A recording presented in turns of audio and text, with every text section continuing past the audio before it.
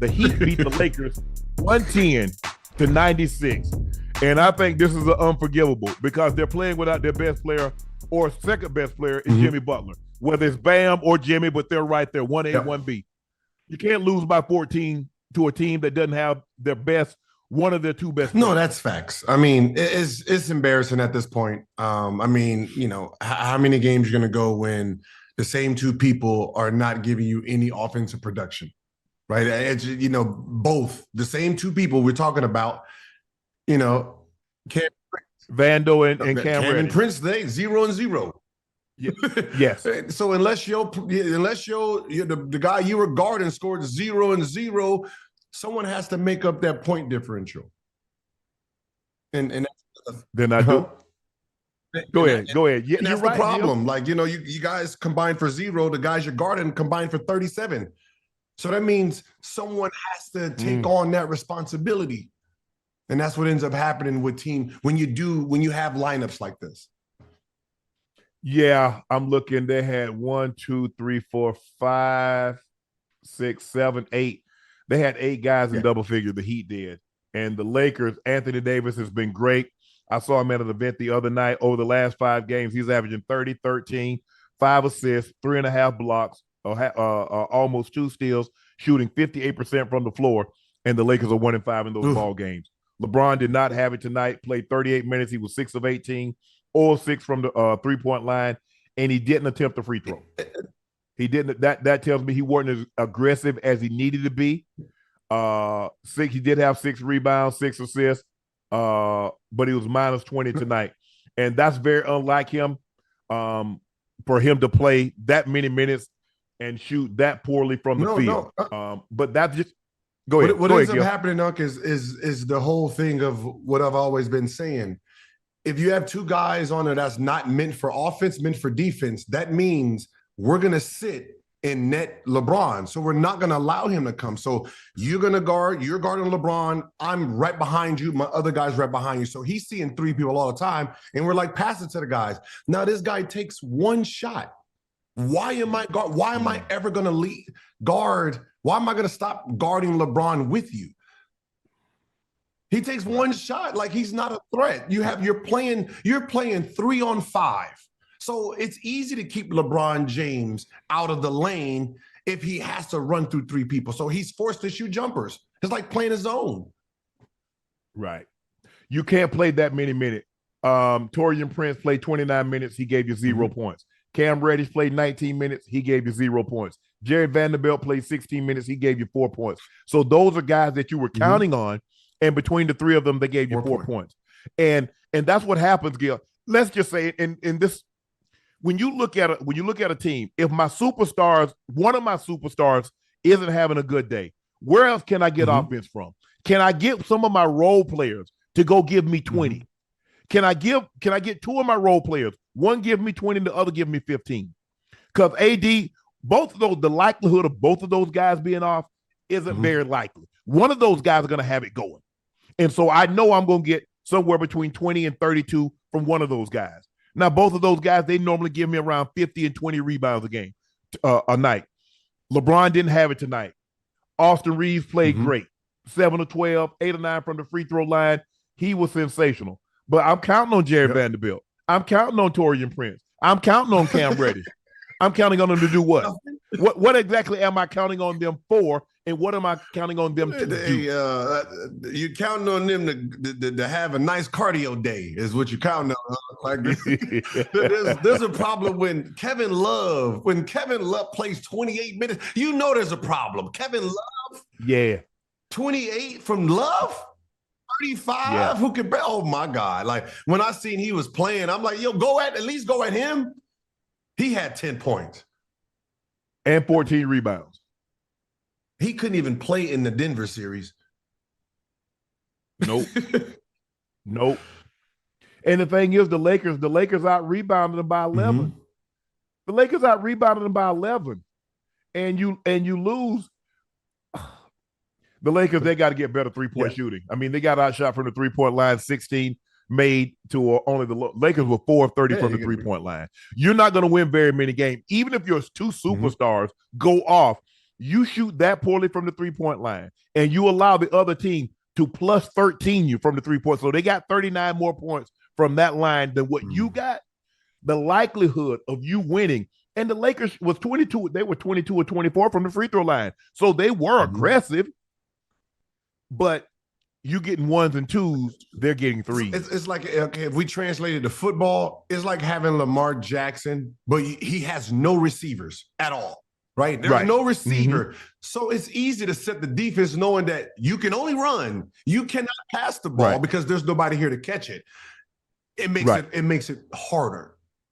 And that becomes the problem with LeBron and AD. It makes it harder when you have nobody who can shoot the long ball, right? We're just going to sit in here and wait for you guys to come to us. Where do the Lakers go from here? Now they're under 500. At one point in time, they were great. I mean, we saw them in the in-season tournament. They go 7-0 in the in-season tournament game. They win that last game against Indiana by double digits. I think 15, 20 points. And we're like, okay, they're on to something. Guys are playing really, really well. It hadn't correlated coming out of the in-season tournament as well as many thought it would, especially myself. I think you thought that same way also. Where do the Lakers go from here? What do they need to do? It kind of looks like they're doing it in real time. We're still judging them, right? I think they're getting ready to trade because the fact that you didn't play Rui tonight or D'Lo lets us know you're shelving them to probably make a move, right? And I think they're trying to make some type of trade to get some shooters here because they are benching players that should be playing. So, that's what it really looks like now. This is that move when you're like, I ain't playing today. All right, cool, coach. All right. But Gil, I thought if you get ready to trade, be like, if I'm getting ready to trade my car, sell my car, I'm gonna clean it up. I'm gonna put a new set of wax on that thing. I'm gonna get it detailed inside and out. I'm gonna make sure the tires nice and neat. I'm gonna do everything. I thought to add value or maybe increase the value of Rui or increase the value of D'Lo.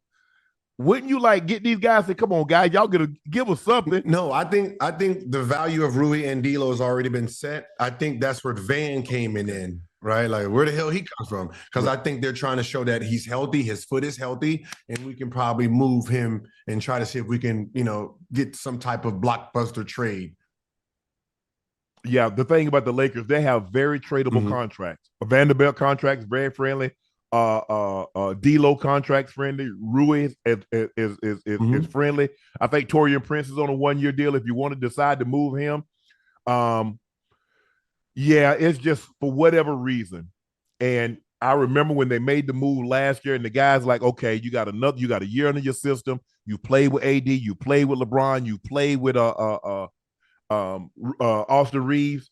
I really thought it was going to be a lot better, and it started off better considering where they started off last year. But you were saying that because they didn't have what they ended up getting. Now they start the season with that, and for whatever reason, it just has not materialized like many thought it would. I mean, the summer looked good. It was decent. You just signed your players back. You didn't upgrade really in any position while everyone else was making moves. So, signing your players back sounds great if you had a great team. But, with the Lakers, you really needed a third star. Landing Kyrie would have been amazing, especially if you didn't have to lose AD or LeBron. So that would have been a great pick for free agency. Absolutely. And the fact that he was a free agent, you telling me you couldn't write no checks under the table? What's the point of being a billionaire if you can't write no checks under the table? Come on. Yeah. Nah, the last team that wrote a check up under the table, it almost ruined their franchise. That was Minnesota with the Joe Smith situation. You remember what it did to the Minnesota Timberwolves when David Stern found out? They had a under the table agreement. It was almost the equivalent of the death penalty that SMU got placed on them when they were paying players in the 80s. No, fact that it did take that. I mean, listen, that shit's still hunting them now. They're still hunting them now. I mean, sometimes you just got to make a move, right? When this is about sacrificing the chances, right? Gil, you know what happened? Let's make a long Mhm. story short. The long story short, the Lakers advanced to the Western Conference Finals Mhm. last year, and they lost to the eventual champs in the Yep. Denver Nuggets. And they thought if they had been healthier, or with another year of these guys playing together, they would be better served. They thought they had a team. It was fool's gold because you got LeBron and you got LeBron playing out of his mind for someone that age with those many minutes. AD gave you tremendous. Austin Reeves played his way into the contract that he rightfully earned. But no one else. Now they didn't think. But what happens? See, you only think forward thinking. Man, we're gonna get better. What happens if those guys don't? What happens if those guys regress? Which is just as good a chance or possibility or likelihood as them getting better, based on their history and what we've seen from each individual guy in their tenure in the NBA. You look at D'Lo, you look at Rui, you look at Vando, you look at Taurean Prince. What has their history shown you? So if you look at it like that, we probably, because you were hoping. I'm not worried about LeBron. I wasn't worried about AD. The only thing you're worried about, can AD stay healthy? And he's played all the games with the exception of 2. Austin Reeves, you could see from the first year to the second year, you could see leaps and bounds that he had gotten better. The other guys in their career, in their history, what have they shown you? Nothing. Slow movement. But that's the thing with franchises themselves, right? You're happy with success. You're not building to think this is chess, right? What if Denver made a move? Where would that put us? What if Clippers made a move, which they did? What if Suns made a move, which they did, right? You got to go on it. What if Boston made a move? They did. What if Bucks made a move? And they did. Right. They did. All the competitors that you would be fighting for a championship with actually upgraded, but you didn't.